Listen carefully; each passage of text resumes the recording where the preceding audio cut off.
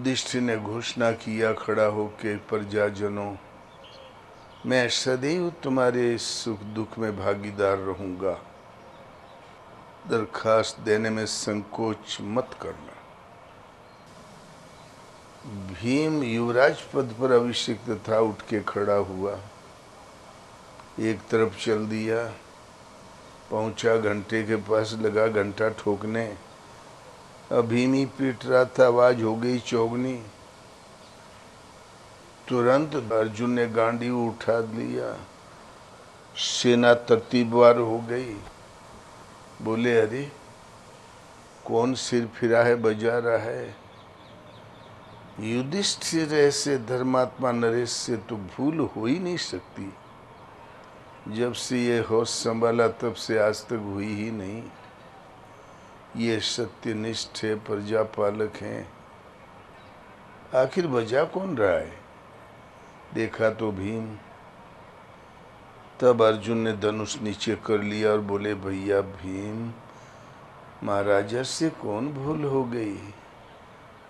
बोले, अभी नाती पनाती सनाती, दादा परदादा, बेटों को भाइयों की आहुति दे के, 6 अरब करीब लोगों की आहुति दे के गद्दी में बैठे हैं। ये खून की तलैया पर रखा हुआ सिंहासन, शरीर कितना क्षण भंगुर है।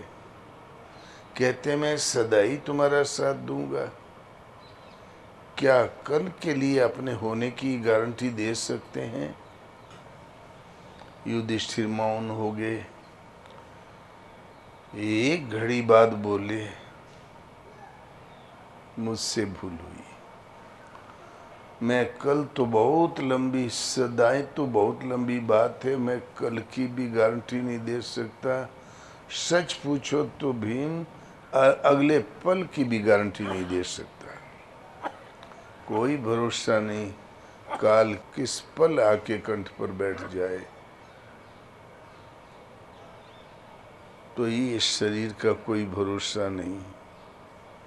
आसपास जोधा खड़े, सबे बजावे गाल। राजन निश्चिंत रहो, यमराज का भी मुंह तोड़ जवाब दे देंगे। मंज महल से ले चला ऐसन काल कराल। बीच महल से ले जाएगा, ऐसा काल कराल है, दुर्दांत है। इसलिए सबका उपाय केवल एक है, एक प्रभु का सुमिरन। जब चले ही जाना है तो जो करना करो ना। मनुज देह सुरसाधु सराहत, सो स्नेह सिय पी के। वो भगवान के चरण कमलों में स्नेह है। हर महापुरुष की यही घोषणा रही है। इधर हवाई अड्डे की तरफ एक पंडित, 2 भाई थे, माता पिता साथ छोड़ दिया। तो बड़े भाई चले गए बम्बई, कहीं कमाने लगे। छोटे भाई का ब्याह कर दिया, पढ़ा लिखा दिया। उसके लड़के हुए 2-3, उनको भी एमए तक पढ़ा दिया और कहीं सर्विस भी कई जगह लगाया। 20 बीघा खेत कर दिया, 2 ही बीघा था बाप का। घर बनवा दिया। घर के इधर उधर 2 बैठके होते हैं ना, तो एक बैठका अपने लिए चुन लिया कि मैं यहाँ बैठूंगा रहूँगा। पेंशन क्या थी, फंड लेके चले आए। बोले बस नौकरी खत्म हुई, फंड वहाँ डाल दिया पोस्ट ऑफिस में, वो 10 दिन बाद आएगा, पोस्ट ऑफिस में आ जाएगा। 10 दिन बाद फंड लेने पोस्ट ऑफिस में गए और वहाँ उठाया और वहीं पोस्ट ऑफिस में रख दिया। जानते थे घर में जरूरत नहीं है। वो घर वालों को पता नहीं था कि वो रख दिया पोस्ट ऑफिस में। रात को 12 बजे उनका वो भतीजुआ पिस्तौल लेके छाती में चढ़ गया, ए बुढ़े पैसा कहाँ रखा, निकाल। तो आवाज़ पहचान लिया, वो बड़े पापा आवाज़ पहचान लिया कि फलाना बोल रहा है। बोले रे फलाने तू, वो पिस्तौल छुआ दिए रहा धमकाने के लिए। पैसे की घर में ज़रूरत नहीं थी, हमने तो वहीं जमा कर दिया। बताना चाहिए था कि पैसे की ज़रूरत है तो हम ले आते। तब भागा, सुबह उठा, किसी से नहीं बताया, पैसा निकाला, चला गया हरिद्वार, एक मठ में जमा कर दिया और कर संन्यास ले लिया। संन्यास सस्ती चीज़ नहीं है। जब भगवान जब डंडा खटखटाओ थे तबे लेते आदमी तो अब वो छोटका भैया का तवा ठंडा होगा। वो बड़े भाई के माथे जियत खात रहे हैं, ढूंढते और लौंडे तो अकर्मण्य घूम रहे थे फैशन बना के। उन्हें नहीं मालूम था कि कैसे चल रहा है। अब वो ढूंढे 6 महीने में पाया। बहुत घोड़े गिरे, बहुत मनाया, लेकिन नहीं गया। तो बाबू ने, भैया सब है रुपया। इसीलिए समाज की प्रतिष्ठा मर्यादाएं पता नहीं कहाँ चली गई। पानी नहीं बरस रहा था, अकाल पड़ गया, महात्मा की कुटिया रही गांव के किनारे। गांव भर आके रोए, महाराज आपो प्रार्थना करते हो पानी बरस जात। तो महाराज को भी दुख था, जब जनता दुखी है। नहीं कुछ कर रहे थे, एक दिन किया प्रार्थना, पानी बरस गया, तरतीबवार बरस गया। जमाना बहुत अच्छा हो गया। जब माल पानी घर में आया तो लड़के फिर निकल गए बम्बई, कलकत्ता, दिल्ली। वहाँ से कमा तो बुढ़वा लोग आते जाते रहे कुटिया में। वहाँ से माल पानी भेजने लगे तो बुढ़वा भी आना बंद कर दिया महाराज भगवान, और सालों बीत गया, कोई नहीं आवे कुटिया में। तब भगवान से प्रार्थना किया। महाराज बोले, प्रभु ये तो गांव का गांव नास्तिक हो गया। ये बुढ़वाऊ बैठ के ताश खेले लगे, पहले राम राम करते रहे, माला खूंटी में टंग गई सबकी। प्रभु जैसे पहले रहा वैसे ही कर दो। जहाँ 2-1 अकाल पड़ा तो बुद्धि ठिकाने आ गई, सब आके माला टाले लगे, झाड़ू लगाए लगे। तो भगवान जो व्यवस्था देते हैं वो लाजवाब होती। दुनिया ही नास्तिक हो गई, भगवान का नाम ही न ले। तो भगवान ने अपने अंतरंग सेवक जय और विजय और दोनों को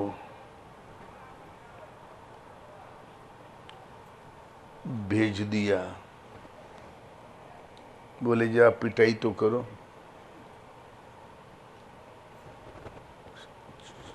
सनातन सनत कुमार 4 ऋषि दर्शन करने गए विष्णु भगवान का। तो सेवक सच्चे थे, बहुत सच्चे सेवक थे विष्णु भगवान के जय और विजय। उन्होंने कहा, भगवान थोड़ा सा प्रतीक्षा करें, मैं विष्णु भगवान से पूछाऊं। बोले, नालायक, संतों को कब से भगवान के दरबार में संतों को कब से रोक लगने लगी, हट जाओ सामने से। बोले, भगवान बगैर पूछे तो हम नहीं जाने देंगे। बोले, जाओ दोनों असुर हो जाओ। तो विष्णु भगवान दौड़े दौड़े आ गए। बोले, अरे प्रभु बचाइए, ये तो श्राप दे दिया। बोले, भाई ऋषियों का श्राप है, मैं भी नहीं बचा सकता, इन्हीं से क्षमा मांगो। बोले, 7 जन्म। बोले, प्रभु आपके चरण कमलों से इतना 7 जन्म तक इतना दूर हम लोग नहीं रह सकते, कम करें सजा। तो बोले तो भगवान से दुश्मनी करो तो 3 जन्म। तो बोले हमें जल्दी मुक्ति चाहिए, भगवान के चरण चाहिए। दुश्मनी करने से श्राप ठीक होता है। तो जो मोगरी लेके खड़े हैं ना भगवान की रक्षा के लिए, यही भगवान के सिर पे अभी पटक देते हैं जो हमारा श्राप दूर होएगा चाहिए। जय विजय झपटे विष्णु भगवान के ऊपर। विष्णु भगवान अदृश्य हो गए, दानव हो गए, हिरणाक्षर हिरणाकश्यप, फिर रावण और वो कुंभकर्ण, फिर पता नहीं वो ये क्या हुआ था, शिशुपाल और दंतवक्र। लगा शिशुपाल गालियां देने भगवान को, दैत हिरे का लड़का नालायक, तू तो बस देव का हमारे मामा का भाई ने भी नहीं है। देवकी की सगी बहन का लड़का था वो शिशुपाल, तुम हो ही नहीं सकता, नालायक लुटेरा। बोले देख फुआ को हमने वचन दिया है 100 अपराध माफ, अब 3 बाकी है। बोले 3 नहीं, मैं 13 कहूँगा तो हमारा कर ही क्या सकता है। जहाँ 3 पूरा हुआ तो चक्कर चला, गला कट गया। 60 दिनों एक ज्योति तो भगवान में समा गई। विमान आया अदृश्य और शिशुपाल बैठ के चला उसमें, वो जय के रूप में चला। नारद मिल गए तुरंत, बोले अरे जय कहाँ थे, कहाँ जा रहे हो। बोले देव ऋषि मुझे लगता मैं कहीं सोया हुआ था। आँख खुली तो भगवान ने, प्रभु ने कहा माता लक्ष्मी जी बुला रही है, सेवा में मैं जा रहा हूँ। तो मोह निशा सब सोवनिहारा, देखें सपने अनेक प्रकारा।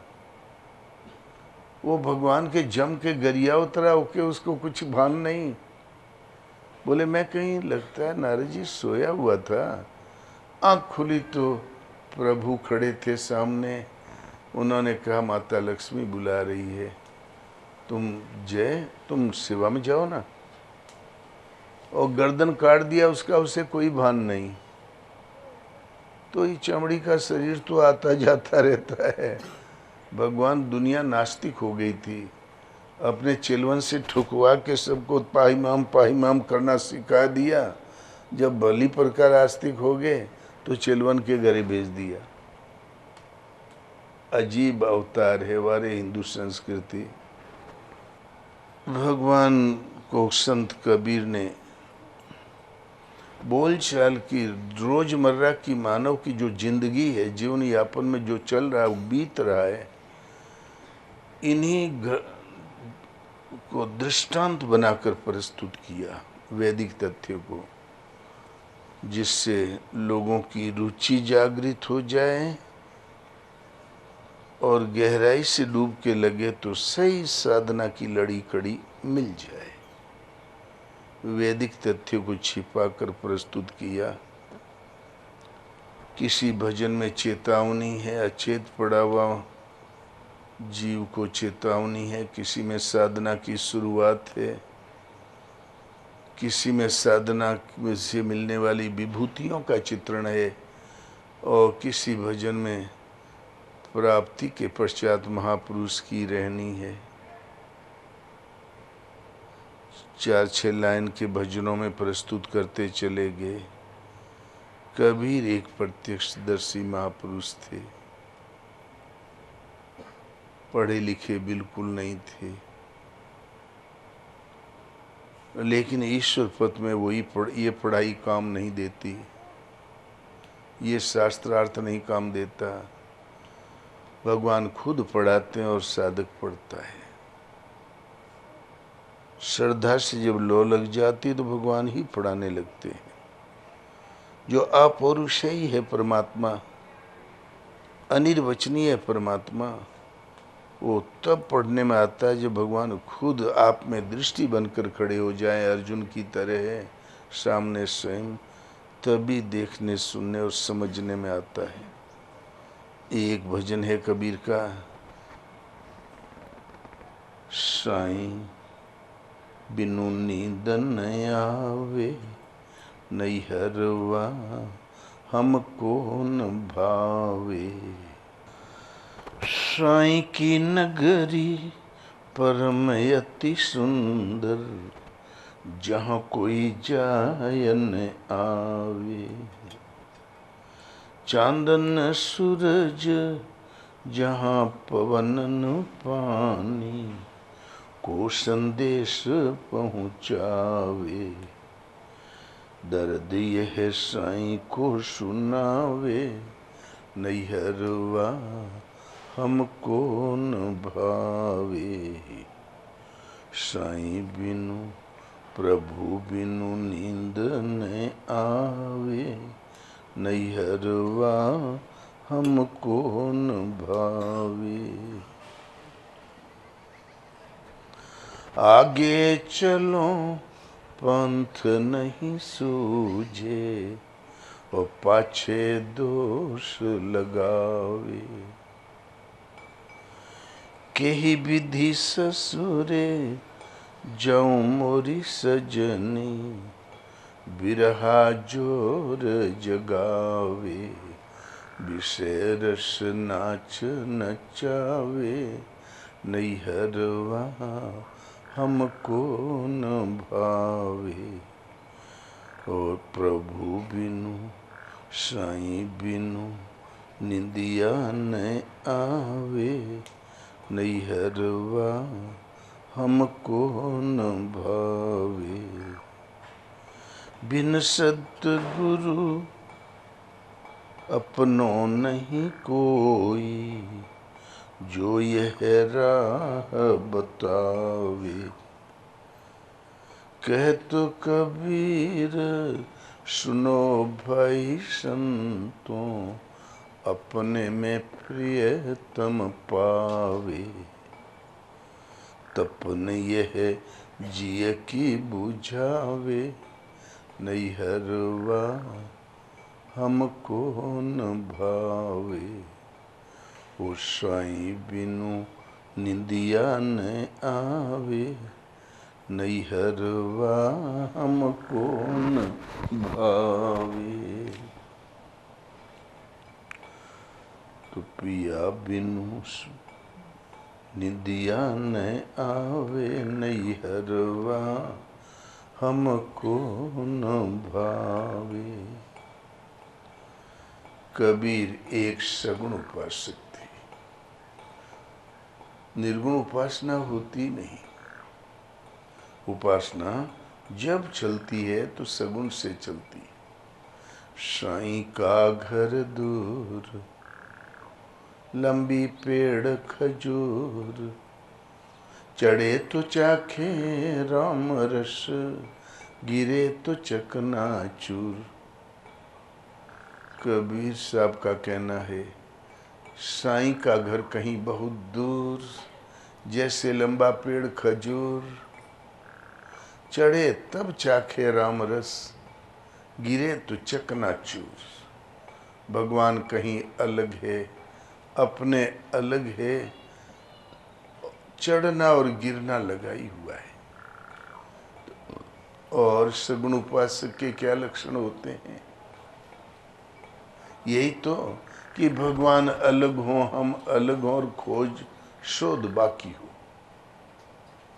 कबीर के चिंतन का नाम राम था। रामन रमसी कवन दंड लागा, मरी जई बेका करी बे अभागा। राम का चिंतन क्यों नहीं करते हो? कौन दंड लागा, कौन सा उसमें कर्ज अदा करना पड़ता है? रे अभागे मर जाओगे तब क्या होगा?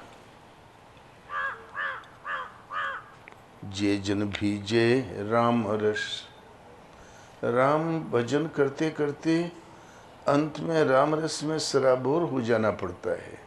खाली राम राम राम राम गले के ऊपर नहीं, अंदर अंतरात्मा में डूबना। कबीर का कहना अंत में डूब जाया जाता है। जे जन भीजे राम रस, विकसित कबहु न रूख। अनुभव भाव न दर्शिए, तेहि नर सुख न दुख। जो कोई भी जन राम के रस में डूब गया, सराबोर हो गया, वो विकसित है, कबहु न रूख। उसके जीवन में कभी खिन्नता उदासी आती ही नहीं। क्या प्रमाण है कि हम राम रस में डूबे हुए हैं? तो अनुभव भावन दर्शिए, तेहि नर सुख न दुख। हमारे भाव, हमारे संकल्पों के प्रवाह के साथ साथ हमारे श्रद्धा पूरी हृदय से विचारों के साथ साथ भगवान रोकथाम न करें, मार्गदर्शन न करें, बताएं ना कि ऐसे चल, ऐसे बैठ, ये सही, ये गलत, तो उस नर के लिए न सुख है न दुख है। भगवान बातें करते हैं। फिर एक आगे बताया कि राम नाम में थोड़ा एक कर्मोन्नत स्तर है। आगे चल के और गहराता जाता है नाम जब, तो राम नाम दुर्लभ यति, और ये ते नहीं काम। आदि अंत युग युग, राम ही ते संग्राम। राम नाम थोड़ा दुर्लभ है। जब दुर्लभ है तो क्यों आफत मोल लेते हो? छोड़ो। तो कहते हैं आफत तो मोल लेना ही पड़ेगा। और ते नहीं काम, अन्य किसी विधि से कल्याण संभव नहीं। इसलिए आदि, भजन की शुरुआत, अंत, प्राप्ति काल, इसके चाहे जन्म जन्म, कई जन्म लग जाए, युग युगांतर लग जाए, संघर्ष है तो राम से, संग्राम है तो राम से। राम ही सो संग्राम। राम से लड़ोगे तो राम का रामत्व पा जाओगे।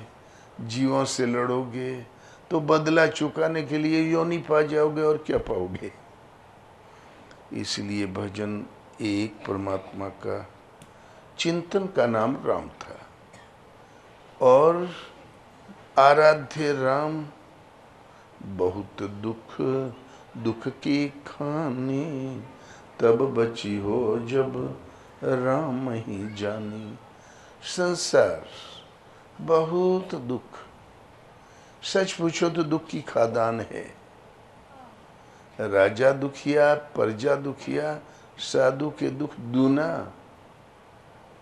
तो गुरु महाराज से पूछे लोग, महाराज आपको क्या दुख है? तो लोग महाराज कहें, जो लोग आके अपन दुख बता देते हैं तो मैं हूं दुखी हो जावा करो तू। आशा तृष्णा सब घट व्यापी, कोई महल ना सुना। दुख आशा से है, तृष्णा से है।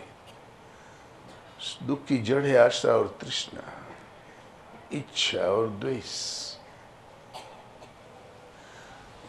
तो बहुत दुख, असह्य वेदना, सच पूछो तो दुख की खादान है। अवश्य बच जाओगे। तब बची हो जब राम ही जानी। वो तब बच जाओगे जब राम को जान लोगे, अर्थात राम एक प्रत्यक्ष दर्शन है।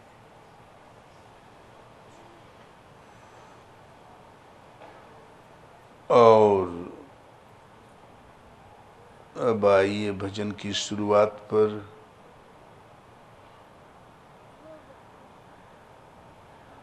जब प्रभु प्रत्यक्ष दर्शनी है तो प्रभु साईं बिनु, जो सबका मालिक है, साईं माने मालिक। साईं बिनु नींद न आवे, वो नैहरवा हमको न भावे।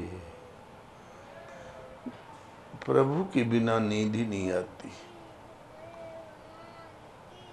भरत को भूख न वासर नींद न राती। भरत जी की राम जी के वियोग में नींद उड़ गई थी। सीता जी से हनुमान जब पहुंचे तो बोले प्राणों की रक्षा कैसे करती है, क्या जिंदी है? तो बोले अवश्य जिंदी है। निज पद ने न दिए मन, राम चरण पद लीन। और परम दुखी भा पवन सुत, देखी जानकी दीन। रात भर पलकों में ही रात बीतती थी, एक पल सीता सोई ही नहीं। नाम पाहरू दिवस निसी, ध्यान तुम्हार कपाट। लोचन निज पद जंत्रित, जाहि प्राण के ही बाट। पलक पलक करुणायतन, जाहि कल्प सम बीती। बेगी चलिए प्रभु आनिए, भुजदल खल दल जीती। एक एक पल कल्प के समान बीतता प्रभु ने। दिन में ने रात में एक पल आंखों में नींद नहीं सीता को। गोपियां कृष्ण जब मथुरा आ गए, कंस वध करके यहीं टिक गए। कृष्ण के वियोग में गोपियां माखन मिश्री दूध दही पति पुत्र सब भूल गई, कलिल के कुंजों में रहने लगी। हरे कृष्ण हे गोविंद, हे मोहन, हे मुरारी, संकीर्तन करने लगी, भजन करने लगी। एक बार स्वप्न में देखा, एक ने कहा हमने देखा वो माखन चुरा रहा है, मटकी फोड़ रहा है, तो चीर लेके कदम पे चढ़ रहा है, हमने ये देखा वो देखा। बोले चलो राधा से पूछा जाए। सब मिलके गई, राधा तुमने क्या देखा? तो रोने लगी। बोले नखड़ा तीला करके अपना स्वप्न छिपाना चाहती हो? बोले नहीं बहन जी, ऐसी बात नहीं। मैं ऐसी अभागिन हूँ कि मुझे नींद ही नहीं आई। काश नींद आ गई होती तो सपन में तो कन्हैया की एक झलक देख लेती, तुम भाग्यवान हो। लेकिन अंत में भाग्यवान राधा निकली। तो भगवान का वियोगी होता, उसको नींद कहाँ? तो इसीलिए साईं बिनु नींद नहीं आवे, विरही जो होते हैं उनकी आंखों में नींद कहाँ? 6 महीने की रात हो गई माता मीरा को। नैहरवा हमको न भावे। नैहर, एक तो नैहर सब माँ बाप के घर को नैहर कहते हैं, लेकिन ये शाब्दिक अर्थ है नेह निभाया ही सरे, छोड़े सरे ने आन। तन दे धन दे शीश दे, नेहन दीजे जान। नेह माने स्नेह, विरह पूरी हृदय से जो भगवान में स्नेह की डोरी लग गई, लो लग गई।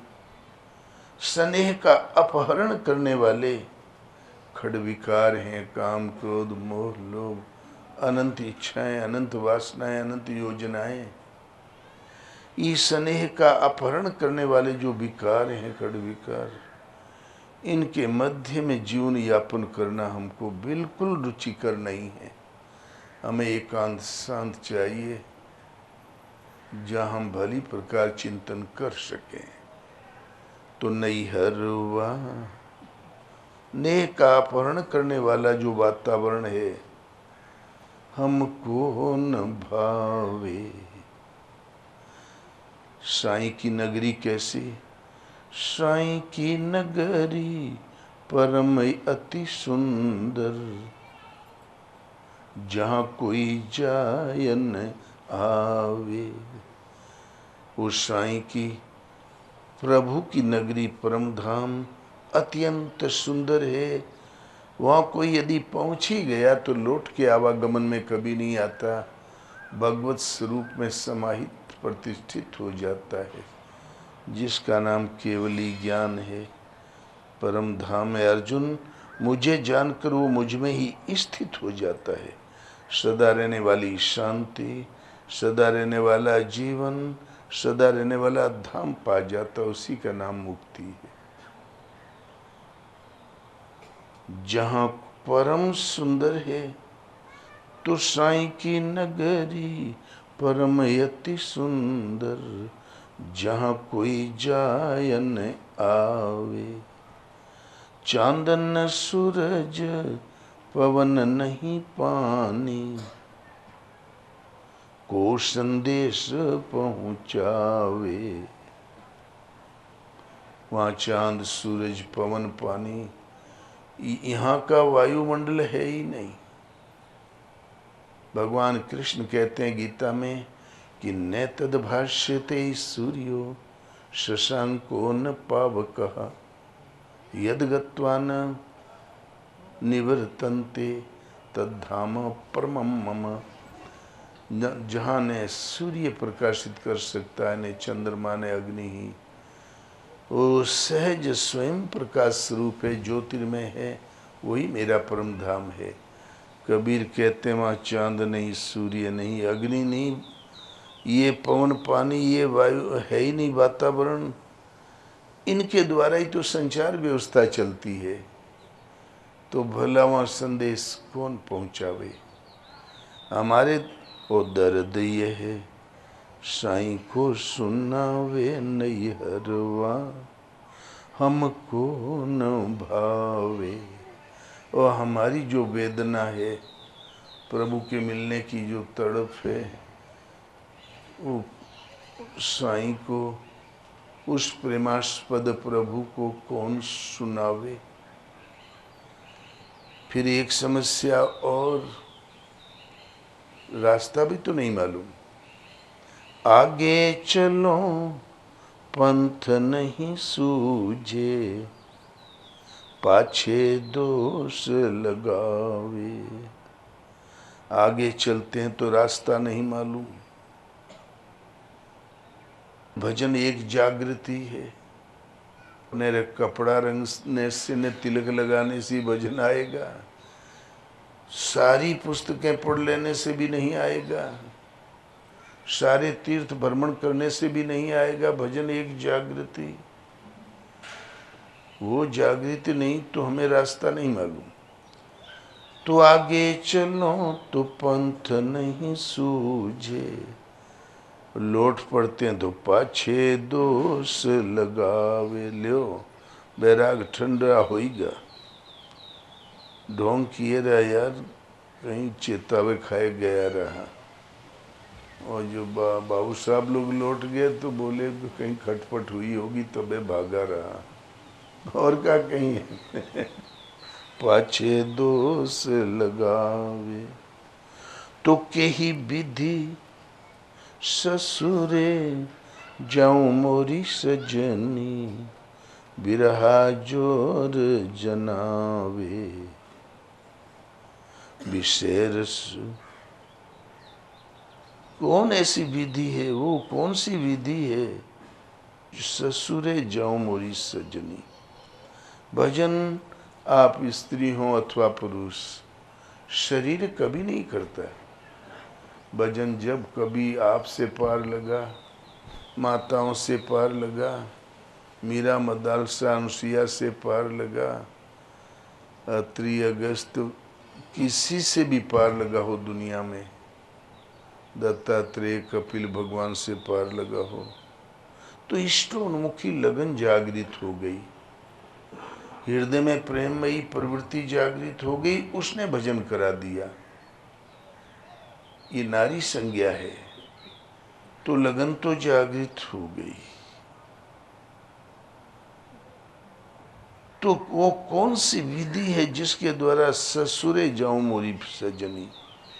शैमाने वे परमात्मा, सुरा का संचार, श्वास का संचार सब ओर से सिमट के उन परमात्मा में प्रसारित हो, प्रवाहित हो जाए। सुरा कहते हैं श्वास को, मन की दृष्टि का नाम सूरत है। यहाँ बैठे हो, 3600 रंग बरस रहे हैं, आप सब खोए हो। कोई कान में कह दे कि छोटा लड़का छत से गिर गया, थोड़ा मूर्छित है, अस्पताल गया, तो आंखें खुली ने दृश्य दिखाई पड़ेगा, कान खुले ने शब्द सुनाई पड़ेगा, और बच्चे का रोआ रोआ दिखाई पड़ेगा, उंगलियां कैसी, बरौनी कैसी, चितवन कैसी। तो वस्तु नहीं है जो वस्तु का नक्शा खींच लेती है, इसका नाम है सूरत। मन की दृष्टि का नाम है सूरत। ये संसार में चारों तरफ भटकती रहती है।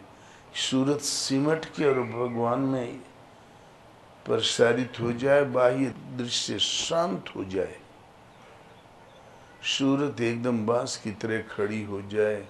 श्वास आई तो राह, गई तो मैं, राम में राम में, ओम जपते तो ओम ओम ओम, मतलब एक ही है दोनों का। तो कौन ऐसी विधि है जिससे ससुरे जाऊं मेरी सजनी। सुरा का संचार से माने परमात्मा में हो जाए, प्रकृति से सिमट के वृत्ति श्वास में प्रवाहित हो जाए, मन की दृष्टि श्वास में सुरा में संचारित हो जाए।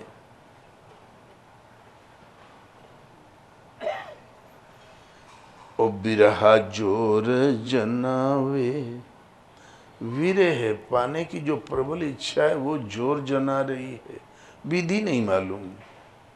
यदि खड़े खड़े सोचते ही रह गए तो संस्कारों की रील में जो विषय के लेख संस्कार पड़े वो, बाहर का संग दोष है वो।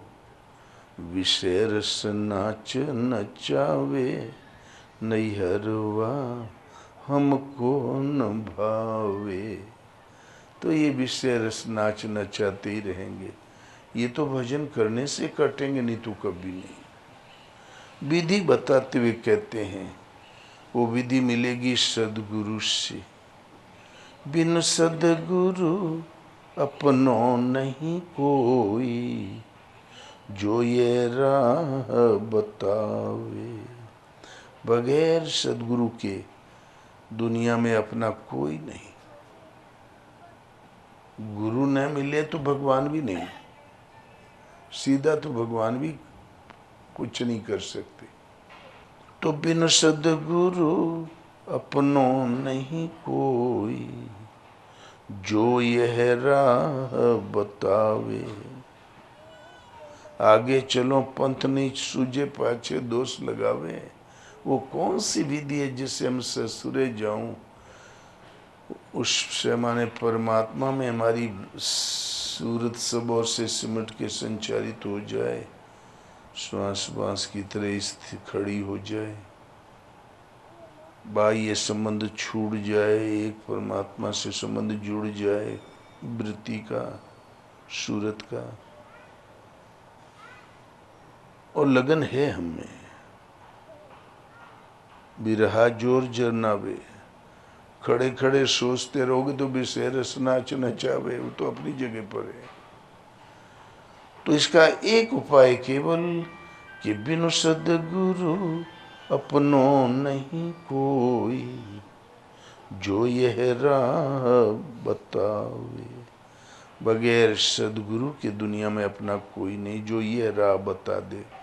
भजन एक जागृति है, न लिखने में आता है न वाणी से कहने में आता है। किसी अनुभवी तत्वदर्शी महापुरुष के द्वारा हृदय में जागृत हो जाया करता है। हमारे गुरु महाराज के पास जब जिन शिष्यों को भर्ती किया तो महाराज को आदेश हो जाया करता था, देखो आज एक भ्रष्ट योगी आ रहा है, उसको ब्रह्म विद्या का उपदेश देना। तो प्रतीक्षा में रहे।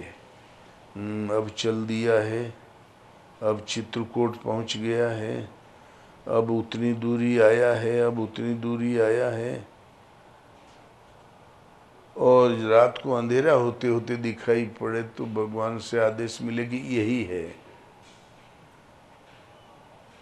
तब वो तो बौर नज़दीक आया तो महाराज ने पहचाना, बोले ये लड़का 2 महीने यहाँ रहा, हमारे करीब से कभी इसने प्रणाम नहीं किया, उतनी दूर से प्रणाम करता रहा चबूतरे के किनारे से, क्या हमारे पास आएगा? लेकिन सीधा ऊपर चढ़ गया, प्रणाम किया, साष्टांग दंडवत और बैठ गया। तब महाराज ने पूछा क्या हाल है? बोले महाराज एक शंका है।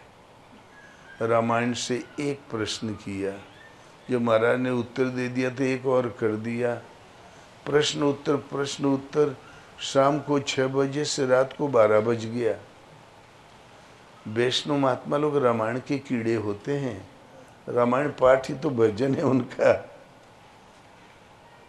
महाराज ने पूछा और कुछ? बोले सब खत्म महाराज, सब प्रश्न हल हो गए, जाओ कहीं जाके भजन करो।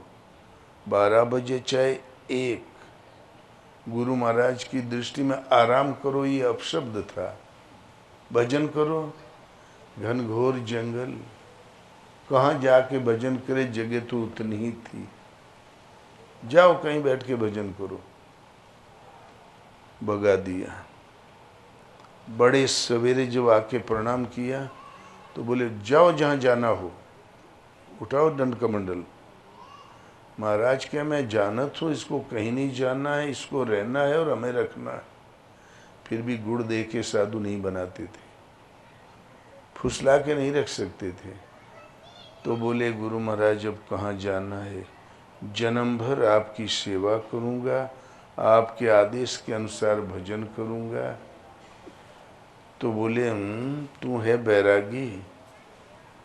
बैरागी होते हैं कौआ, एक कौआ पकड़ लो तो 50 कौआ आकाश में उड़ने लगते हैं, काऊं काऊं काऊं काऊं, सब इकट्ठे हो जाएंगे। चित्रकूट भर के बैरागी कहेंगे कि हमारा चेला फोड़ लिया, हमारा चेला फोड़ लिया।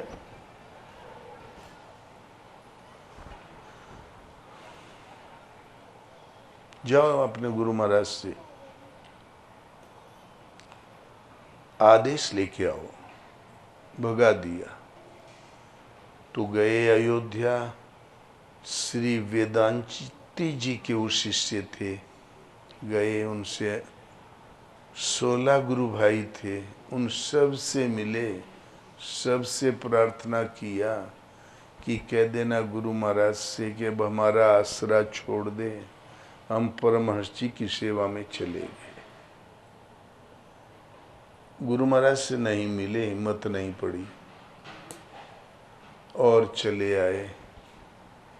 फिर जो महाराज को पढ़ाना था ब्रह्म विद्या पढ़ा दिया, नाम कैसे जपें, बेखरी मध्यमा पसंती पर और ध्यान कैसे धरें, रात को 2-3 के बीच में उठ के बैठ जाओ भजन में, ब्रह्म बेला में कितनी बजे उठो, कितनी बजे बैठो, दिन में नियम 24 घंटे का नियम बंध गया।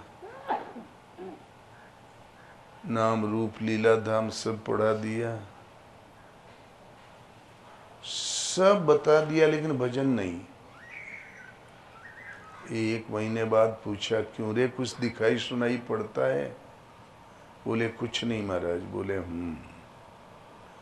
फिर 1 महीने बाद पूछा क्यों रे, ठीक से भजन करता टाइम टेबल से? बोले तीसरे महीने में पूछा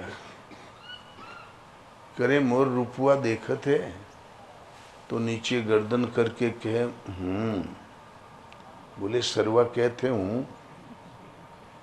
करे कुछ मोर रूप देखत तो हमारे वो भीतर खटकत, हमें तो तुम्हारे हृदय में अंधेरा दिखाई देता है। तब फिर उनको वो क्या करेंगे, जैसे जैसे गुरु महाराज बतावें वैसे वैसे तीर धनुष वाले राम जी का चित्र हृदय में देखा करें, गुरु महाराज का स्वरूप न देखें। वो वैष्णव संत रहे ना, वो लाख लाख माला जपते थे रोज, अभ्यास था उनका। सामने राम जी का वो फोटो रख के, तो फोटो में चित्र लगा हुआ था वही देखा करे। तब फिर महाराज ने अनुभव से समझाना शुरू किया, देख राम जी में क्या है, मुकुट, तो मुकुट सजीव होके महाराज को लग गया। बोले पीताम्बर, तो पीताम्बर भी सजीव होके महाराज में लिपट गया। तीर धनुष तरकस तो वो भी सजीव होके महाराज के पास आ गया। बोले अब मानी है, तुम्हें यदि सचमुच राम जी की जरूरत हो, राम की जरूरत हो, तो मोर स्वरूप देख, तुम राम जी को पा जाओगे, नहीं तो ऐसे ही भटकते रह जाओगे एक आध जन्म। उस दिन से भ्रम टूटा, देखने लगे गुरु महाराज का स्वरूप। एक 15 दिन पश्चात 3.5 महीने 4 महीने में भजन जागृत हो गया। आत्मा, उनकी अंतःकरण आत्मा से ही परमात्मा रथी होकर बताने लगे। गुरु महाराज वाणी से तब तक बताते हैं जब तक हृदय से बताना शुरू न कर दें। हृदय से बताना शुरू कर दिया तो 1-2 आने वाणी से कहते हैं, बाकी सब का सब हृदय से पढ़ाने लगते हैं। हृदय से बताने लगे, उठाने लगे, बैठाने लगे, और टाइम टेबल हृदय से ही बताने लगे। भजन की कमी बेसी समझाने लगे, कौन विघ्न आने वाला सचेत करने लगे, क्या भजन में कमी सावधान करने लगे, क्या विघ्न का निवारण है वो बताने लगे। भगवान जब बताना शुरू करते हैं तो पेड़ से, शून्य से, पाताल से, उड़ते पक्षी से, चलते व्यक्ति से, सर्वत्र से बोल सकते हैं, क्योंकि वो सर्वत्र है। ये भजन की जागृति, वो वर्तमान सदगुरु के बिना असंभव है। 4 सपना सभी देखते हैं, थोड़ा बहुत अंग तो सभी के भड़कते हैं, क्यों कि हम उसके अंश हैं इसलिए।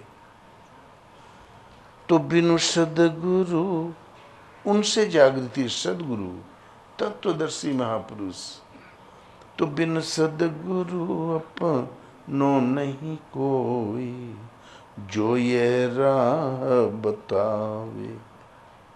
जब राह मिली गई तब वो उस राह पे चल के भगवान को कहाँ पाएगा? बद्रीनाथ में, रामेश्वर, अयोध्या में नहीं।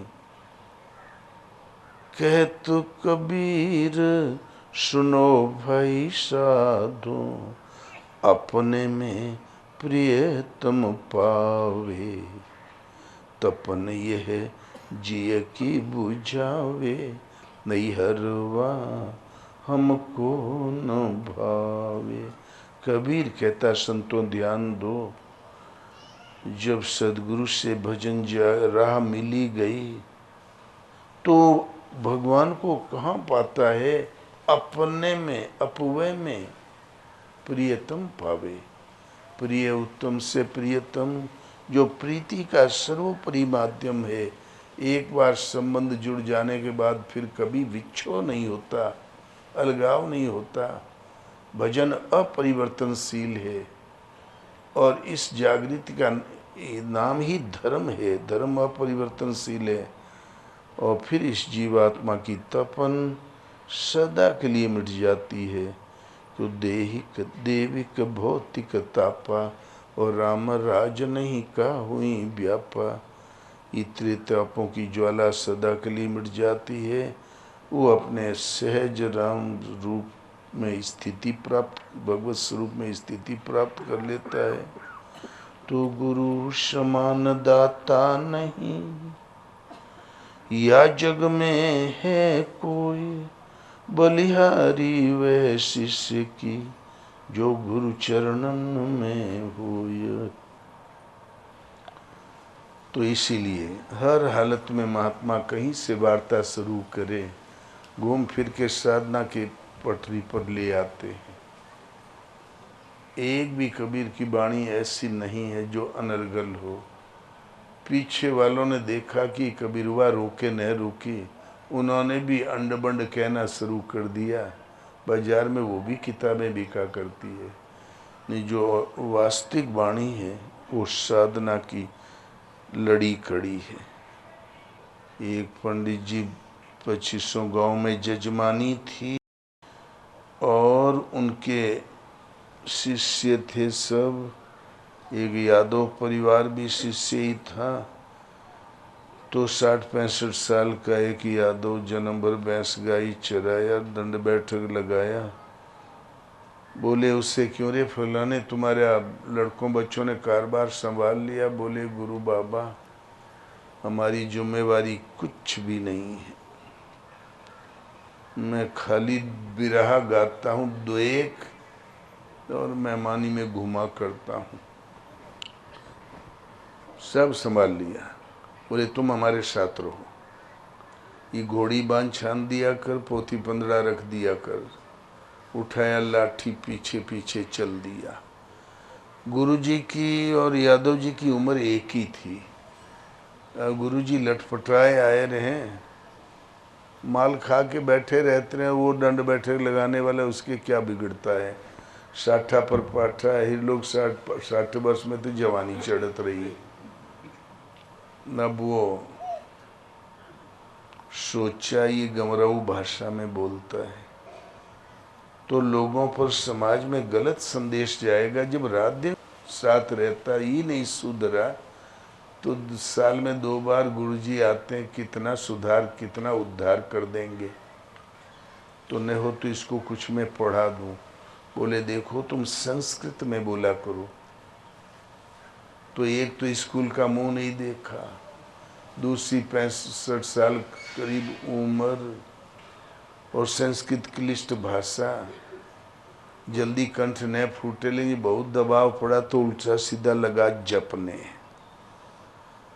साल 6 महीना बीतता तो एक बार जंगली रास्ते से आ रहे थे। बोले बेटा अंधेरा घिर जाएगा, जंगली मामला है, सीधे हाँक चल, शेर चीता घोड़ी पे कोई हमला न कर दे, घोड़ी भड़कने जाए, सीधा खेते खेत हाँक दे इधर से।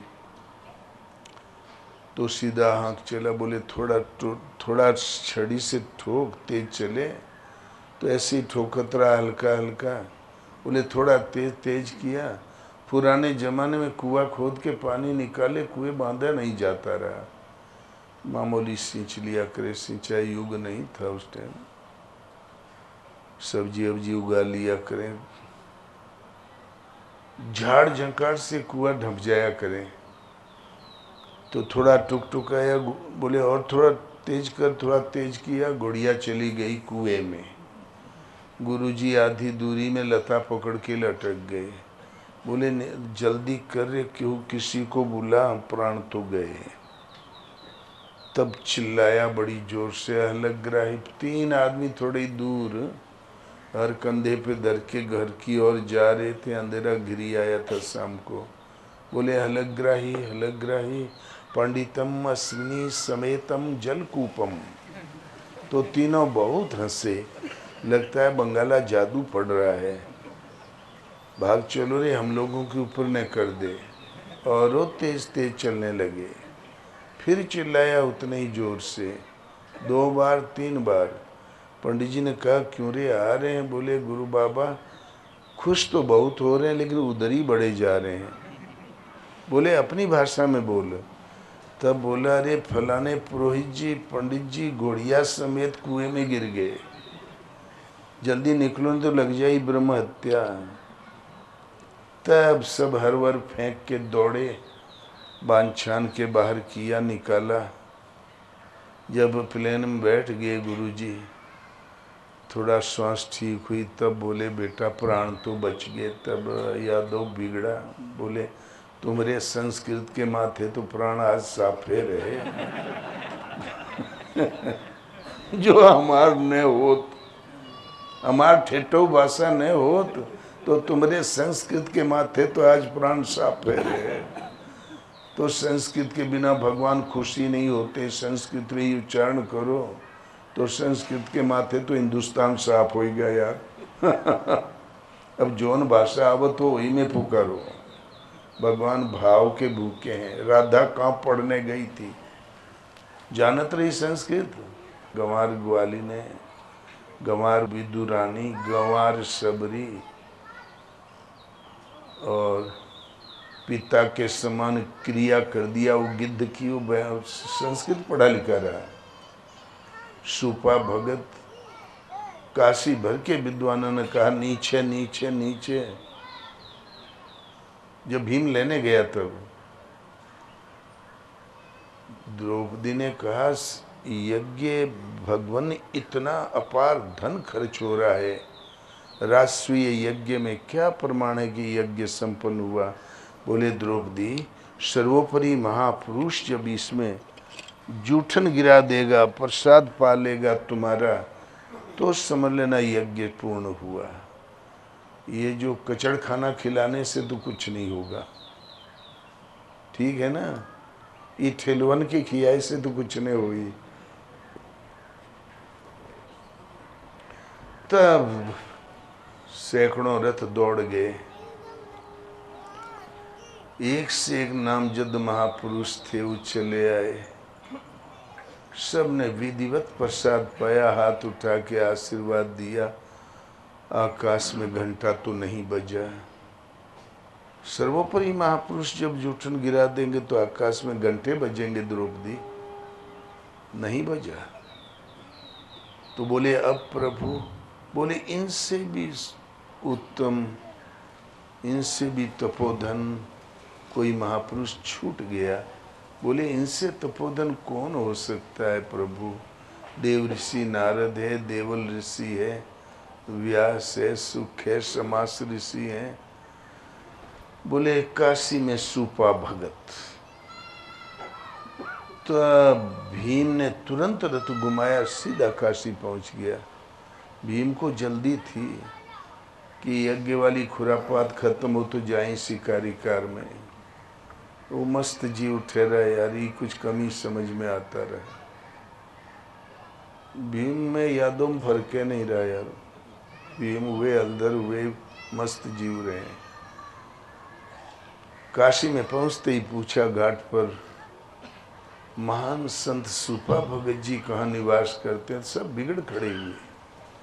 जितने धोती कंधे पे रख के ओम नमः शिवाय भगवते वासुदेवाय जप रहे थे ना, पंडित पुरोहित पुजारी भगत, बोले अरे तुम तो राजकुमार ऐसे लगते हो, किसने बैठा दिया आपको। अरे वो चंडाल है, डुमार है, कानों में घंटा बांधे रहता है, न तो सुनता है प्रभु का नाम और न जबान से कहता है। उससे कहो बाबा राम राम कहो तो घंटे हिला देता है, भाग जाता है। हजारों लाशें रोज जलती, उसको मौत भी नहीं आती कि काशी का पाप तो कम हो जाता। खूब खरी खोटी सुनाया। भीम की श्रद्धा तो आधी हो गई, लेकिन आया इसीलिए था, गया। जाके देखा तो कुटिया के सामने एक बिल्कुल उलूल जुलूल पड़ा हुआ था बालू में। अरे साधु महात्मा कोई भला आदमी आवे तो थोड़ा कपड़ा अपड़ा झाड़ लिया करते ना। वो एकदम फटीचर कंपनी। भीम ने सोचा इसको कौन सा न्योता दे। जहाँ सुनेगा रसमलाई रसगुल्ला तो दौड़ लगाने लगी, भिख मंगा तो भिख मंगा। भीम ने कहा चलिए महाराज, चक्रवर्ती सम्राट युधिष्ठिर के यहाँ निमंत्रण है आपका। वहाँ दूध की नदियाँ नहरें बहती है, दही के तड़ाग है, घी के कुंडे हैं, किस्म किस्म के मिष्ठान है, पकवान है, नमकीन है, सब जो खाइए, सादर निमंत्रण है। उन महात्मा ने निगाह उठा के देखा एड़ी से चोटी तक, तो एक उदंड खड़ा है सामने, न दंड ने प्रणाम। तो बोले भैया हमारी जात पात ठीक नहीं है। भीम को बड़ा गुस्सा आया। एक तो सम्राट का निमंत्रण, दूसरा मैं महापराक्रमी मैं भीम लेने आया। इन अघोरी जी का नखड़ा देखो, कहते हैं जात पात नहीं ठीक है। वो तो काशी में प्रवेश करते ही हम जान गए कितने पानी में हो। लिए रहो अपनी जात पात। इनके जाने से कौन सा यज्ञ संपन्न होगा। लौट गया भीम।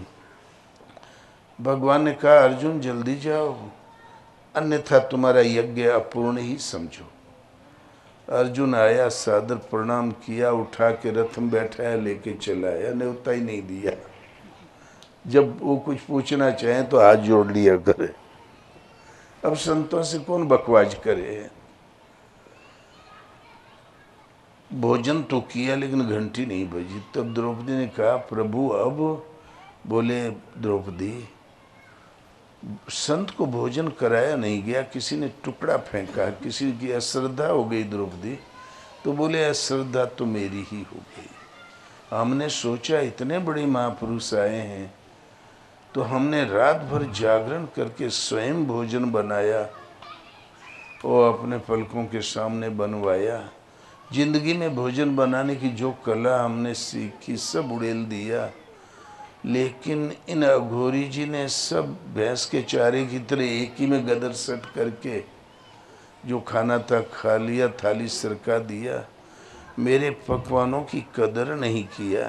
तब कृष्ण बिगड़े द्रौपदी तू अपने पकवानों की तारीफ सुनने बैठी है कि संतों की सेवा करने बैठी, ही बता। पकवानों की तारीफ ये राजकुमार, ये राजा महाराजा बैठे ये करेंगे। ये महापुरुष हैं, ये संत हैं। ये पकवान तो छूते ही नहीं, पकवान कभी खाते ही नहीं। ये तो कभी मुट्ठी चना, कभी घी गना, कभी चनाऊ मना। शरीर समय पर शरीर को कुछ दे देते हैं। क्यों कि तन बिनु वेद भजन नहीं भरना। इस ठठरी को रखने के लिए भजन के निमित्त समय पर जो आ गया सामने कुछ दे दिया करते हैं। ये पकवान तो कभी छूते ही नहीं ना लोग। ये क्या जाने पकवान। तो अपने पकवानों की अपनी तारीफ गरिमा ठीक कर रही है कि यज्ञ कर रही, पहले ही बता। तारीफ सुनने बैठी है कि संत सेवा में बैठी है। तुमने टुकड़ा फेंका है, संत सेवा तो की ही नहीं द्रौपदी, इसलिए तब ये घंटी नहीं बजी। तब द्रौपदी ने बोले अरे ऐसे भी लोग पड़े पकवान खाए और पताने लगे। फिर बड़े प्रेम से उतनी श्रद्धा से बनाया परोसा। जहाँ 4 गिलास खाया तो आकाश में घंटी भी बज गई, यज्ञ संपन्न हो गया। भगवान अपने भक्त को पहचानते हैं। वो घूरे में पड़ा है तो पहचानते हैं, और ये कुर्सी बिछा के बैठे हैं उसको रोआ जानत है। ठीक है, तो भगवान को सिंहासन वाला नहीं चाहिए, श्रद्धालु चाहिए। श्रद्धावान लभते ज्ञानम तत्पर संयतेन्द्रिय ज्ञानम लब्ध्वा पराम शांतिम न चिरेणादि गच्छति। श्रद्धावान संयमित इंद्रिय उस परम तत्व की परमात्मा परायण पुरुष ज्ञान प्राप्त करता है। इस क्षण ज्ञान दूसरे क्षण स्थिति पा जाता है। और गीतोक्त साधना से अनविज्ञ अज्ञश्च श्रद्धानश्च श्रद्धा से रहित संशय आत्मा विनश्यति। संशय आत्मा का विनाश हो जाता है। नायम लोकोस्ति न परो, न इस लोक में न मरने के बाद अन्य लोकों में शांति मिलती है, सबसे भ्रष्ट हो जाता है। तो भगवान में पूर्ण श्रद्धा रख के अपना ही आदि धर्मशास्त्र करोड़ों वर्षों से लगातार चला आ रहा है। वो है भगवान के श्रीमुख की वाणी गीता। उसको कृपया ले लो। नहीं संदेह है न दुनिया में कोई जन्मा है कि उंगली उठा सके, प्रश्न चिन्ह लगा सके। और एक बार विकृति आई थी तो भगवान कृष्ण ने पुणे द्वापर के युद्ध में विकृति पैदा करने वाले खलों का तो वध कर दिया और फिर गीता प्रतिष्ठित कर दिया। युधिष्ठिर और व्यास जी के माध्यम से फिर विकृति आई है। अब फिर समय आ गया है कि राष्ट्रीय ग्रंथ के रूप में खो गया था तो अर्थ खो गया था, श्लोक सुरक्षित है। अर्थ सहित प्रसारित कर दें तो भारत और भारत के माध्यम से पूरा विश्व सुरक्षित हो जाएगा। भारत तो शांति में है, भारत के तो नीचे आग सुलग रही है। इधर से ईसाई खींच रहे हैं, इधर से मुसलमान, इधर से कोई, सब, लेकिन वो आग, विश्व जल रहा है धर्म की ढाल बनाकर।